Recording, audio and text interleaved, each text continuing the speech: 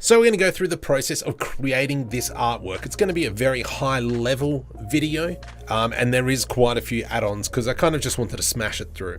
So I started with a simple previs of how I want it to kind of look like in Paint. From there I jumped into Character Creator 3 and just smashed out 2 characters, I think within the span of about 5-10 minutes.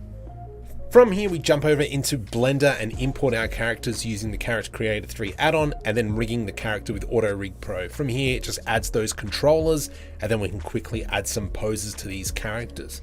Now because of the drawing I kind of worked out how I really wanted it, and so I was able to really go quickly through this process. So from here I added a ground plane, then scaled the giant up to the size that I wanted. From here I used the scatter add-on 5 just to add in all the grass and so on and so forth, and you can quickly see how quickly we built this environment. There I'm using this default sky texture world.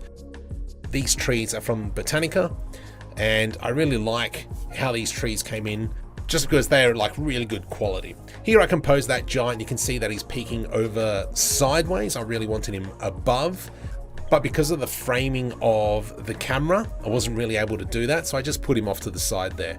Duplicating these trees would have really slowed down the scene. So what I did is Alt D, and that kind of creates a link of the object or something, and it makes the scene run a lot smoother. Here I'm playing with the lighting, getting that really blue holographic display to really light up that area because I want those 2 characters to be the center point.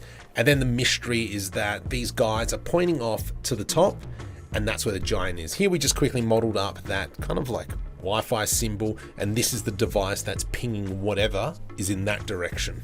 Now one of the best things about the Character Creator 3 characters are all the shape keys, so you can really see that I was able to pose that face quite nicely very quickly. From here we jump over into the compositor. Now I'll go into more details in later videos on how to do all this jazz. I set up a mispass first, and then from here I really want that Wi-Fi symbol, that blue hologram, to really pop. And so we're using 3 different blur nodes to really kind of give it that nice glow. And then we're putting another blur over the top to really make the whole scene pop. So you can see that it's got this ambient glowish. And then we do some color balancing to try and really make the scene pop even more. I'm just refining the pose here and there, adding a little bit of depth of field to the render to try and give it a little bit of mysticism. From here I'm repositioning the camera, I'm just trying to frame it right, adding trees to kind of hide the main character there.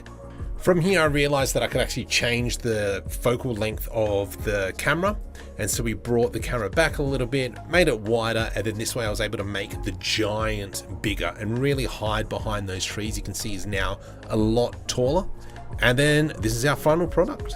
Now we'll be doing videos on how I did all the specific parts, so if you haven't already, hit the subscribe button and let me know what you thought of this video format.